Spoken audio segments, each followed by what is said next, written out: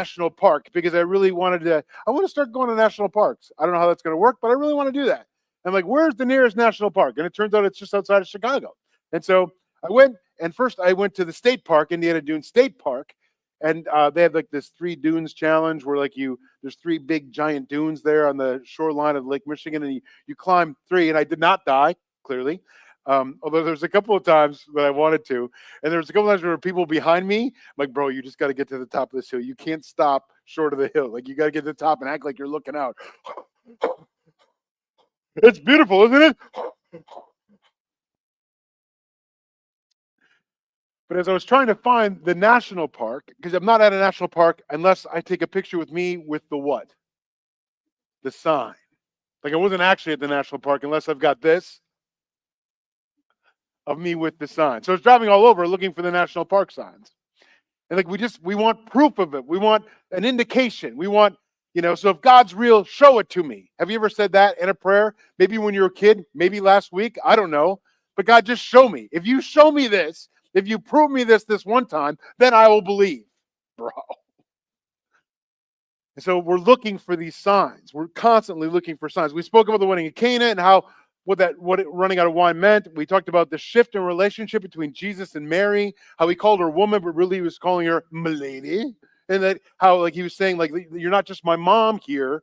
Like, now I'm starting to act as the Son of God, the Son of Man. I'm stepping into my role here.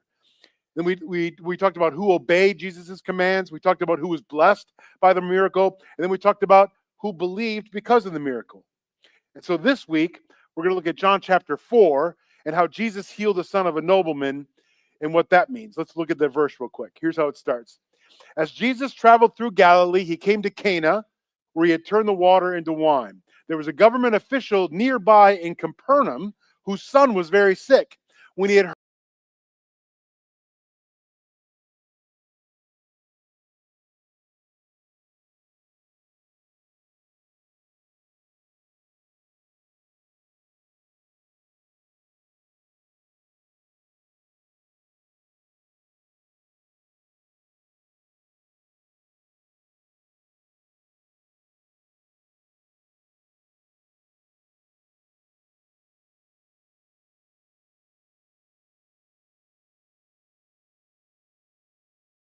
to point out right from the start that this was a government official and he was from Capernaum. First, he was a government official, a nobleman, part of the aristocratic class.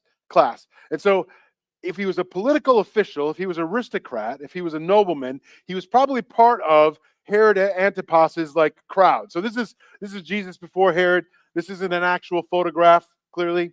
And so I don't know what's with these guys' noses. Like, why does everyone have an ugly nose? I don't know. Even Jesus was kind of like, oh, Jesus. Anyway, but these aristocrats, right? These people that were part of Herod's clan, this is who this nobleman was. He was part of Herod's court. He was part of Herod's people, right? Herod also apparently had a dog in this picture who looked like that. I'm telling you, if I woke up and the dog was sitting on top of me, wouldn't you just poop in your pants? I would totally poop in my pants. Ah! The world. Anyway, scary dog. Anyway, so this is who this guy was, this nobleman. He worked for Herod Antipas. And so as a member of Herod's court, he was also most highly influenced by the Greco-Roman culture. And so in every way, he was completely opposite of Jesus. He had money, he had power, he had a title. He was part of this group. And so, but none of these people were, especially not that dog, were Jesus's people. And secondly, the nobleman was in Capernaum. And so Capernaum is here. This is the Sea of Galilee. Here's Capernaum. These are today's names, which is why I can't pronounce any of them. But I feel like this is where Kafir Kana is where they say was the ancient Cana, was right here. And so this distance is 20 miles. You kind of got to scoot around this mountain and then go up to the lake shore, right, and get to Capernaum. It's 20 miles. This is how far the man was from Jesus. Jesus hears while he's in, am I getting this confused? I get him confused because they both start with C. He was in one town. Let me go back. Oh, no, that's not right. Anyway, he was in one town.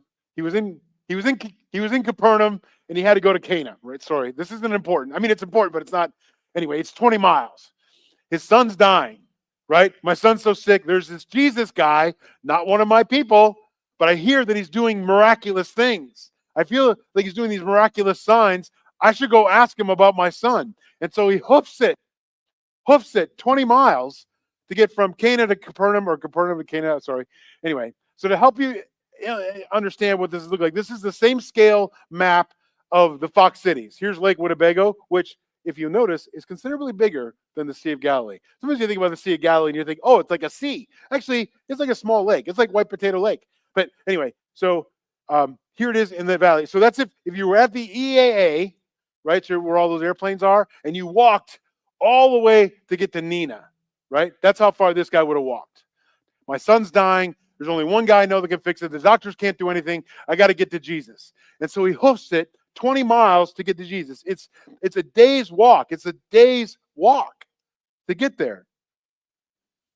It's a long walk. It's a journey of faith.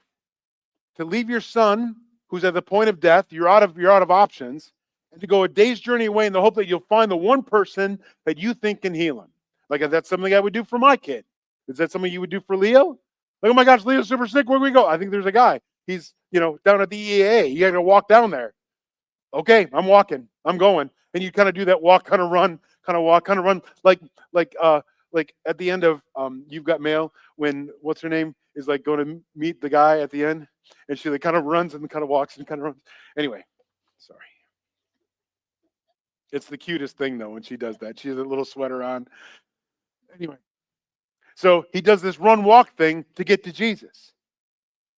How far would I go? How far would you go?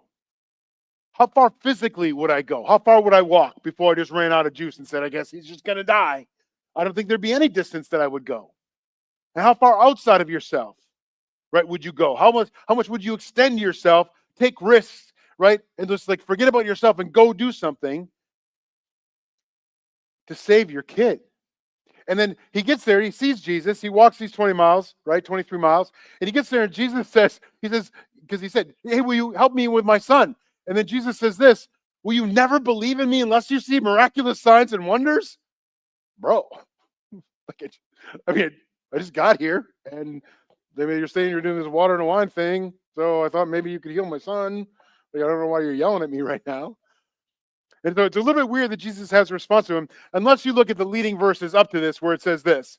At the end of the 2 days, this is before our story. At the end of the 2 days, Jesus went on to Galilee. He himself had said that a prophet is not honored in his own hometown. And so yet the Galileans welcomed him, for they had been in Jerusalem at the Passover celebration and had seen everything he had done there. Yet the Galileans welcomed him, for they had seen everything they did there. The people from his own place would only believe if they saw him prove it. Show me a sign, right?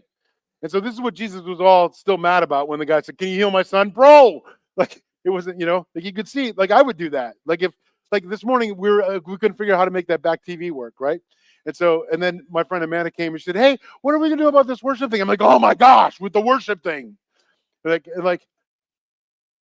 she didn't see me say that, but I did it in my head.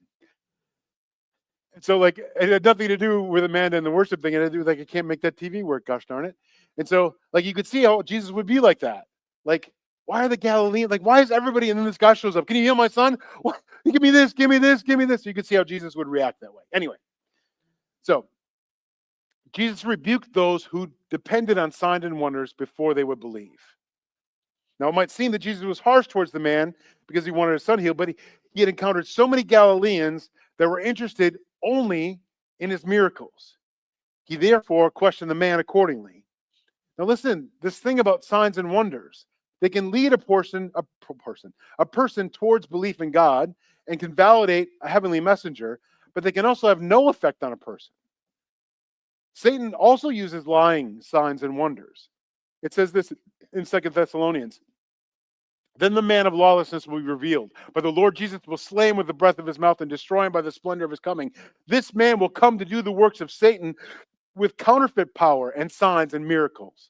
He will use every kind of evil deception to fool those on their way to destruction because they refuse to love and accept the truth that would save them.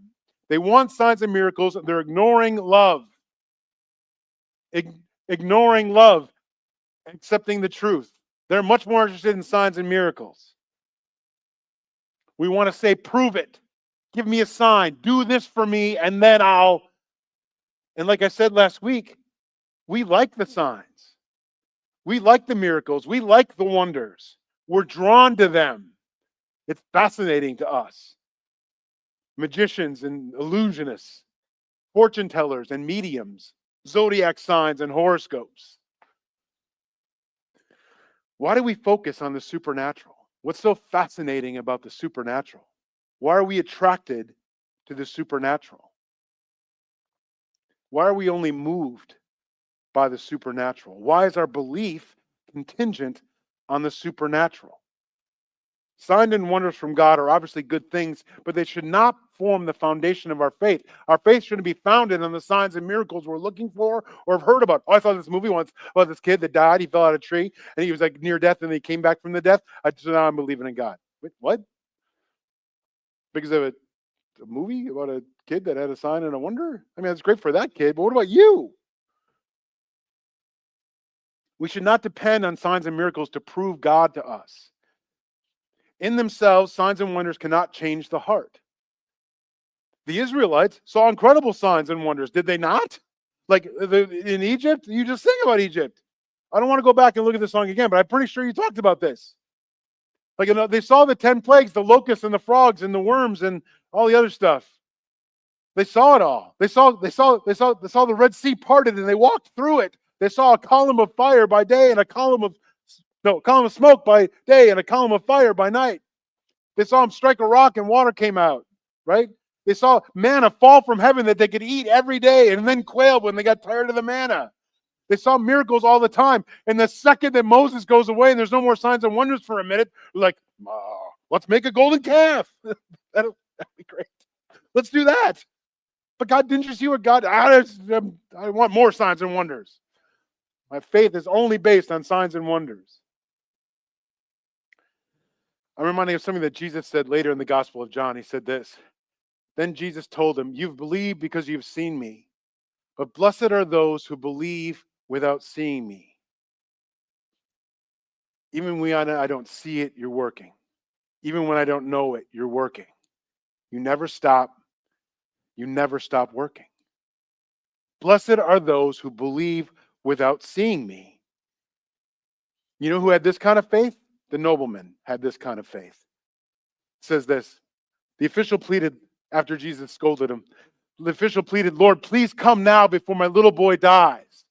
Then Jesus told him, go back home. Your son will live. And the man believed what Jesus said and started home. He believed. All of his standing, his stature seemed to matter nothing in light of his great need. It didn't matter that he was a nobleman. It didn't matter that he had that place in court. It didn't matter what his title was or how much money he had. His experience of the danger of missing a son was a leveling effect, right? It was like, it didn't matter who he was. He was in need. And the nobleman didn't say, don't you know who I am? Don't you know what my title is? Don't you know who my friends are? Coming to Jesus as a great and important man would gain him nothing with Jesus. But Jesus severely tested the nobleman's strength, forcing him to believe in Jesus' word alone and not by any outward demonstration of the miraculous.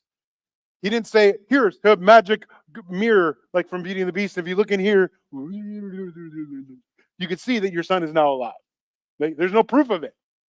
No proof of it. Oh, it's only Jesus saying, go home, your kid is alive. Your kid will live. The man was like, cool. And then he just goes. He doesn't say, prove it. He doesn't say, I need a sign. The nobleman demonstrated that true faith is simply taking Jesus at his word. That's true faith. Not waiting for a sign. God, if you just do this, I'll believe you, and then I'll give you the rest of my life. Nope. That's not what Jesus is asking for. Blessed are they that believe without seeing. But put your man in this guy's shoes, right? Like you're like, my son's dying. I'm going to walk 23 miles from EAA to Nina, right? And it's it's crappy weather and it's like got bad shoes and like it's miserable. And you get there and then he's like, but my son, why do you need prods? But my son, okay, your son is healed. Like, can you even imagine? Like, what are you feeling? Jesus did not use any dramatic effects in his healing, and many people want to see a dramatic effect in God's work. And sometimes God does provide them. Sometimes you do see a symbol or you do see a evidence of it. Real faith may perceive and accept the outward demonstration of the miraculous, but does not require it. Sometimes God's work may be revealed as supernatural, and sometimes it's supernatural. Not supernatural, but just supernatural. You know? Like, I say that a lot. Like, it was super fun. It was like super cool, and it was like super something. I wonder sometimes if I'm not coding over supernatural, where it's like supernatural, like extra natural. And so at this point, he makes a second journey of faith. First, he made that walk, right? From Capernaum to Cana. I'm sorry that I can't get this right. Or from Cana to Capernaum. From one place to the other. Now he's got a second journey of faith where, like Jesus said, your man is healed. So twice he asked Jesus to come to his son to heal him. The second time, Jesus merely says, I don't need to go. I don't need to go there. Go home. Your child lives. To turn around and leave without visible proof of healing and yet believe is a tremendous act of faith. Oh, cool. Okay. Like, would you? I wouldn't. I'd be like shaking it by her shoulders. Prove it to me. Give me the mirror from Beauty and the Beast. Or like, show me something. And I wonder if we're not supposed to consider our prayer life in light of this official's actions and how we pray. How often do we pray, but when we're done, the silence remains and the problem remains? I was praying with a friend of mine whose aunt passed away, and there's a bunch, you know what I mean? I'm praying for comfort and healing and strength and all the things you should pray for in Jesus' name, right? But there's like, is there any evidence of that? Do you feel any different, my friend? Like, I asked for extra special courage and grace for my friend Josh, right? He's still just sitting there. He doesn't have like a glow about him. He doesn't, you know, he's just sitting there. And like, sometimes we do that. We'll pray for something and they're like, you open your eye. Looking around, wanting some evidence of prayer being answered. You know, how many times have I been in a hospital room and I put my hand on somebody like, Lord, I pray like I know it's within your power to heal this man right now. So if that's your will, just do that right now. Okay, well, if you're not going to do that, you know, like, I wonder if our prayer life isn't like that. Do we believe that God's heard us when we're done praying, or do we need signs and wonders to believe? The actions of this official, an outsider by the standard of Jesus' disciples, should challenge us all to take stock in our faith and action that would line up in what we claim to believe. I'm going to say this, I'm going to claim it, and I'm going to be confident. Oh, cool, okay, yeah, cool. You know what I mean? That's how I should be walking away from every prayer. You got it? You got it. Good. I'm going to go. No matter what happens, you got it. That's faith. That's believing. That's trust. And that's what God's asking us for. Not for us to say, could you just give me a sign or a wonder about it? Could you just turn some water into wine for me? Could you just make the fleece that I hang out be wet in the morning or dry in the morning or whatever kind of test we want to give God? Could we just walk away and believe that his will would just be done and that it's going to be fine for me because all things work for good for those that love and serve the Lord? Good? All things work for good? Not for what I'm wishing for, not for what I'm hoping for, not for what is on my shopping list, but all things work for good for those that love and serve the Lord, those that love and serve the Lord. So if I could just focus on loving and serving and not so much the signs and the wonders, how much better would my life be? Well, the man was on his way back to either Capernaum or Cana, whatever one he's supposed to go to. Some of his servants met him with the news that his son was alive and well. He asked them when the boy had begun to get better, and they replied, yesterday afternoon at around 1 o'clock or the 7th hour, his fever suddenly disappeared. Then the father realized that this was the very time that Jesus had told him, your son will live. And he and his entire household believed in Jesus. This was the second miraculous sign Jesus did in Galilee after coming from Judea. Your son lives.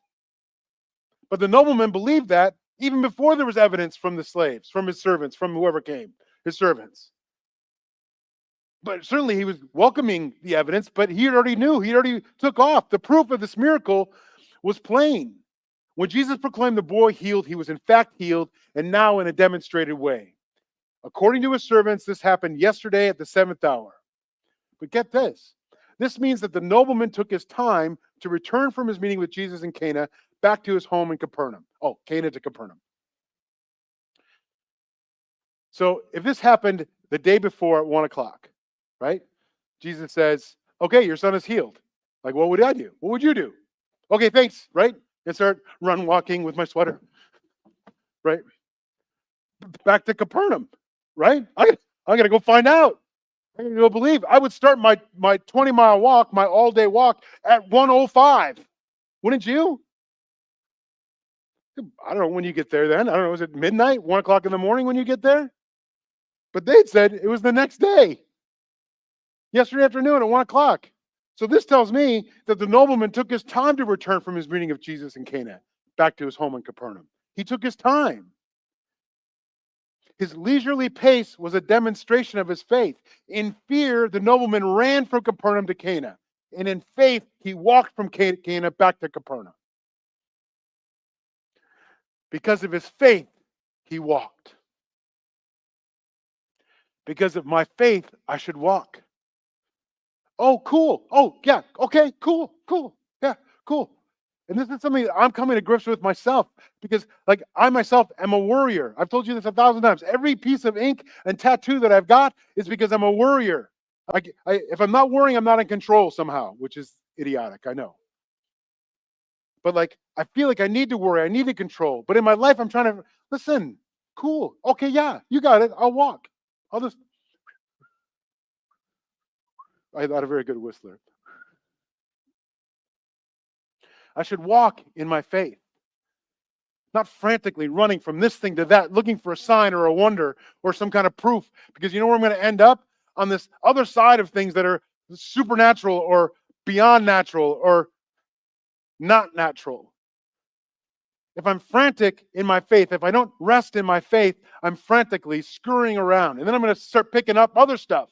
I'm like, you know what does make me feel good? A really big, giant case of beer would make me feel really good right now. It would take away all my crap. And I would run to go get a case of beer at the beer cave at the Quick Trip. That's another place I know where you could go get beer. I don't know where you... Do you have Quick Trips by you, Tracy? Once you live in this... Oh, yeah, nice. Oh, are they Quick Stars by you? Oh, they're Quick Trips? Nice. Well, it makes me happy because I feel like Quick Stars are an abomination. Anyway. But we look for other things. We look for other things that'll make us comfort ourselves or make us calm down a little bit rather than our faith. Well, if I just get involved in this, if I just get involved in that, if I could just distract myself with this or distract myself with that. And that's where we get into trouble. We're scurrying and running, just trying to get an answer, trying to feel good for a second.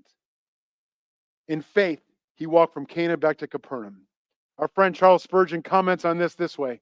He says, the nobleman was so sure that his son was alive and well that he was in no violent hurry to return. He did not go home immediately as though he must be in time to get another doctor if Christ had not succeeded, which is what I would do, right? Oh, your son is healed? Sure he is, right? And then right back. I got to go find a witch doctor or a case of beer, a Quick Trip, right? Like I got to do something. He did not go home immediately as though he must be in time to get another doctor, but he went his way leisurely and calmly, confident in the truth of what Jesus had said to him. The miraculous power of Jesus developed greater faith in both the nobleman and his household. It wasn't just the nobleman that believed. As soon as he told the household what happened, the servants that came to tell him his home, they all believe now. He believed before, but now he believed even more. His faith was deepened by his personal experience of God's power. His personal experience of God's power. Now, the first sign that we talked about, the water and the wine, persuaded his disciples. The second sign that we've talked about persuaded a Jewish nobleman and his household. And I love the progress that we're seeing in these signs and wonders. The first two signs in the Gospel of John took place in Cana of Galilee. The first was at the best party ever, a wedding party. The second was connected with the worst tragedy ever, the illness, the critical, like mortal illness and soon death of a child. But Jesus is real in both aspects. He's real, supernatural, supernatural, like super fun, supernatural is who he was in these things. Like we said last week, no one was going to die of thirst without the wine, right? Everyone could have drunk water the rest of the night, right? But he was real, right? It was real that he did it. Real that he did it because it would have been embarrassing to this couple, right? He was real with the nobleman saying, sorry about blowing up at you, but your son is healed, right? Let's not take the extra time it would take for me to go all the way back down to Capernaum. That's another whole day's walk, right? Let me just, like we talked about last week, and we'll just do it. And the man said, cool, fine, good. I'm good. Thank you. I'm going to stop at the restaurant and get some fish and chips. And then I'll start out tomorrow, I guess. Confident in your beliefs. And that's the kind of faith that I want. I want a kind of faith that I'm confident. You know what? It's going to be fine. I don't have to worry about it. I don't have to stress about it. I don't have to like make it happen for myself. I can just be cool about it. Was it last week that we talked about Steins? Was that even just last week that we talked? Because I have to tell you, same story, and this is one of the things in my life, right? The other day, Thursday, my wife was like, "Hey, my cousins from California are in town. They're getting together out in Green Valley, north of Krakow, for dinner." I'm like, "Oh, okay." I thought she was just telling me, so that I would know. And she said, "Do you want to come?" I'm like, "Yes, I want to come." And I tell you that story again because you're on the journey with me. We're friends, and like I didn't need to like be frantic about it. I didn't need to try to control it. I didn't need to try to I just needed to believe. I just needed to believe, be confident. And it just changes everything. This is the biggest struggle in my life right now that I'm sharing with you. And I'm just telling you that I'm finding comfort in confidence. And you can find comfort in your confidence. Even if it's not happening right away, even if you don't have I never did this. Why am I doing this for Bell's Mirror? Even if you don't have Bell's Mirror and you can't see, what if you found comfort in your confidence? That even if you couldn't see how God was working, you still just were comforted, knowing that it'll all work for good if you love and serve the Lord. And it's just a whole new space that I'm operating. At 58 years old, I'm just figuring this out now. Like I'm telling you so you can figure it out, because most of you are younger than me, because, well, Ron's here. So like everyone except Ron.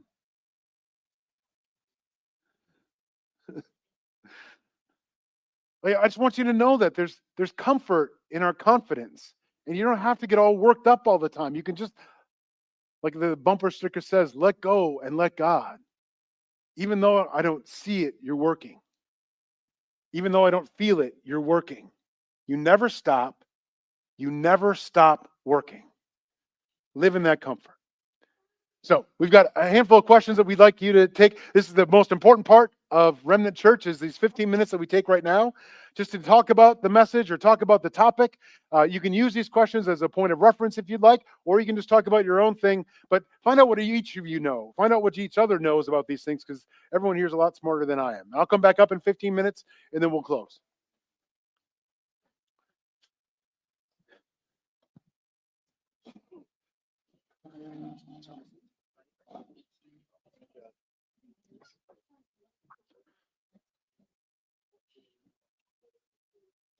Don't worry about the timer. Just get the slide up.